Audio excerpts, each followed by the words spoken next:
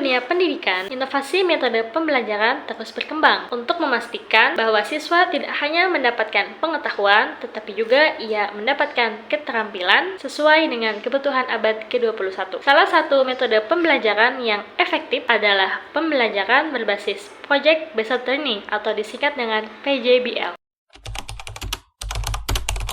Pembelajaran berbasis proyek atau Project Based Learning adalah metode pembelajaran inovatif yang menekankan pada penggunaan proyek nyata sebagai media pembelajaran. Dalam metode ini, siswa tidak hanya belajar secara teoritis, tetapi langsung mengerjakan proyek yang berkaitan dengan dunia nyata. Tujuan pembelajaran berbasis proyek yang pertama, mengembangkan kemampuan berbahasa Arab, yaitu kemampuan mendengar, berbicara, membaca, dan menulis. Yang kedua, melatih keterampilan berpikir kritis dan kreatif. Siswa diajak untuk memecahkan masalah nyata. Yang ketiga, menumbuhkan kolaborasi dan kerja tim. Melalui kerja kelompok, siswa belajar berbagai ide, bekerja sama, dan saling mendukung dalam menyelesaikan proyek. Dan yang keempat, mengaitkan pembelajaran dengan kehidupan nyata. Bahasa Arab tidak hanya dipelajari sebagai teori, tetapi diterapkan pada konteks yang relevan seperti budaya Arab. Selanjutnya, langkah-langkah penerapan PJBL dalam pembelajaran bahasa Arab. Yang pertama, menentukan tema. Pilih tema yang relevan, misalnya pengenalan budaya Arab. Tema ini bisa mencakup aspek bahasa sekaligus budaya. Yang kedua, merancang proyek. Membuat dialog sederhana menggunakan bahasa Arab. Menyusun laporan perjalanan ke negara-negara Arab. Yang ketiga, melaksanakan proyek, yaitu diskusi kelompok untuk merancang ide, mencari dan memanfaatkan sumber materi dalam bahasa Arab seperti video atau buku. Lalu ada contoh proyek dalam pembelajaran bahasa Arab. Yang pertama yaitu membuat video percakapan. Contohnya topik percakapan sehari-hari seperti di pasar, di sekolah, atau di restoran. Tujuannya melatih kemampuan berbicara dan mendengar. Yang kedua, menyusun kamus mini. Contohnya itu kata-kata penting dalam bahasa Arab seperti nama makanan, tempat, dan profesi. Tujuannya meningkatkan kosakata siswa. Dan yang ketiga, mengadakan pameran budaya Arab. Contohnya seperti produk poster, makanan khas, atau pakaian tradisional. Tujuannya mengaitkan pembelajaran bahasa dengan budaya. Karena jika kita ingin mempelajari bahasa, kita harus mengenal budaya bahasa tersebut. Selanjutnya, kelebihan pembelajaran berbasis proyek. Yang pertama, meningkatkan kemampuan komunikasi dalam bahasa Arab. Siswa menjadi lebih percaya diri berbicara dalam bahasa Arab karena mereka sudah terbiasa untuk berbicara bahasa Arab. Yang kedua, membuat pembelajaran lebih bermakna.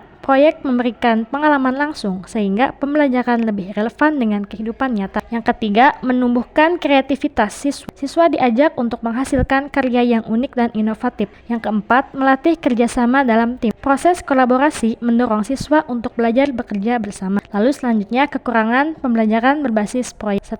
Memerlukan waktu lebih lama. Proyek memakan waktu lebih banyak dibandingkan metode tradisional karena prosesnya melibatkan perencanaan, pelaksanaan, dan evaluasi. Yang kedua, membutuhkan bimbingan intensif dari guru. Guru harus aktif membimbing dan memastikan setiap siswa terlibat. Dan yang ketiga, tantangan dalam pengelolaan siswa yang kurang aktif. Tidak semua siswa memiliki motivasi yang sama, sehingga butuh strategi untuk melibatkan mereka. Kesimpulannya, pembelajaran berbasis proyek adalah metode yang efektif dalam meningkatkan kemampuan bahasa Arab. Melalui proyek, siswa dapat belajar bahasa Arab secara praktis dan relevan dengan kehidupan nyata. Dengan menguasai bahasa Arab, siswa membuka pintu ke dunia yang lebih luas, baik dalam pendidikan, pekerjaan, maupun interaksi budaya. Mungkin cukup sekian pemaparan dari saya.